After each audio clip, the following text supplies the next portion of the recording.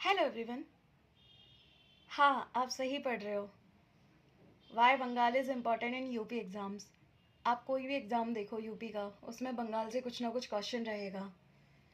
या तो बंगाल के नवाबों की क्रोनोलॉजी पूछ लेंगे या फिर किसके समय में क्या हुआ पूछ लेंगे।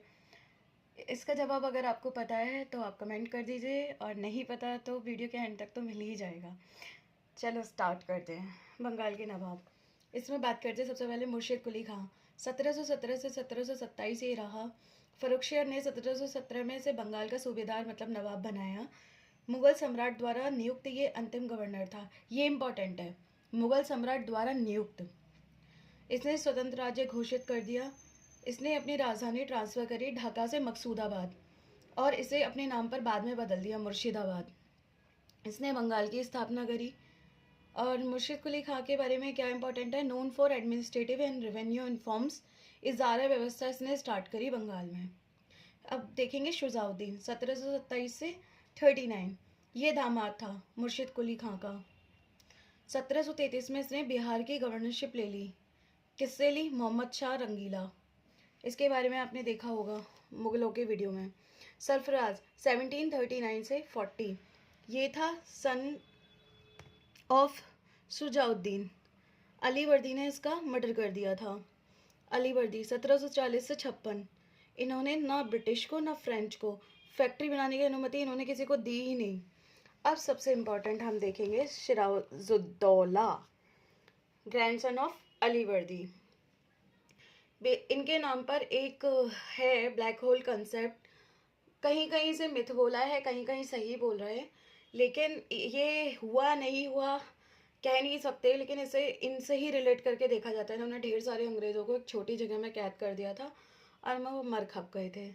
ठीक है। 20 जून 1756 में फोर्ट विलियम कॉलेज ने इनको सरेंडर कर दिया था, लेकिन क्लाइव ने कलकत्ता को छुड़ा लिया था वापस। अब एक घटना हम देखेंगे जिसे बोलते हैं प्लासी का युद्ध। 23 जून 1757।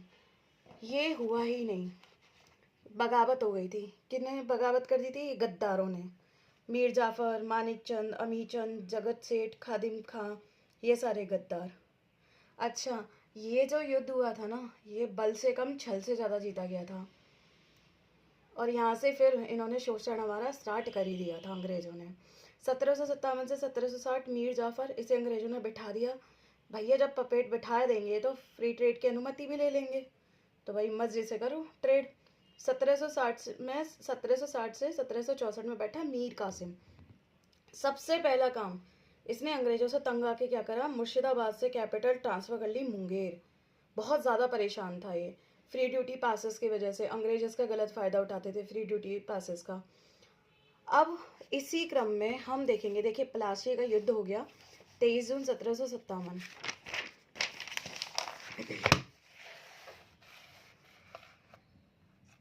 22 अक्टूबर 1764 बक्सर का युद्ध। इसमें कौन कौन लड़ा? मीर कासिम, शुजाउद्दौला, शाह आलम। अवध का नवाब शुजाउद्दौला और दिल्ली के मुगल सम्राट शाह आलम द्वितीय वर्सेस हेक्टर मुनरो। भैया क्लाइव ने बुरी तरह हरा दिए। अब होती हैं दो अलग अलग संधियाँ इलाहाबाद की संधि में। एक होती है मुगल शाह आलम द्वितीय के साथ और एक होती है शुजाउद्दौला अवध के नवाब के साथ। 12 अगस्त 1765 में होती है शाह आलम द्वितीय के साथ। 26 लाख इन्हें पेंशन दे दी, बंगाल बिहार उड़ीसा की दीवानी ले ली, निहत्ते कर दिए मतलब बिल्कुल। और शुजाउद्दौला अवध के नवाब 16 अगस्त 1765 में इनके साथ हो गई। क्रम देख लेना एक बार, पेपर में कभी कभी आ जाता है कि पहले कौन सी संधि हुई थी। 52 लाख रुपए भाई इन्हें दे दिए और अवध क्षेत्र में फ्री ड्यूटी का इन्होंने ले लिया पास, मतलब पूरा अधिकार। अब ये वहाँ नरक काटेंगे। 1765 में भैया बंगाल में द्वैत शासन की स्थापना हो गई। अब मीर जाफ़र के बेटे निज़ामुद्दौला से नज़ीमुद्दौला दीवानी निज़ामत दोनों के अधिकार ले लिए। अच्छा, शाह आलम द्वितीय के दो तरकारी और हैं। एक है अकबर टू 1806 से 1837 ईस्वी में रहा, और एक बहादुर शाह टू 1837 से 1857 ईस्वी। बहादुर शाह द्वितीय इसलिए इम्पोर्टेंट हो जाता है क्योंकि 1857 की क्रांति आप जानते ही हैं। अच्छा, अब बारी है सवाल की कि वाई बंगाल इज इम्पोर्टेंट।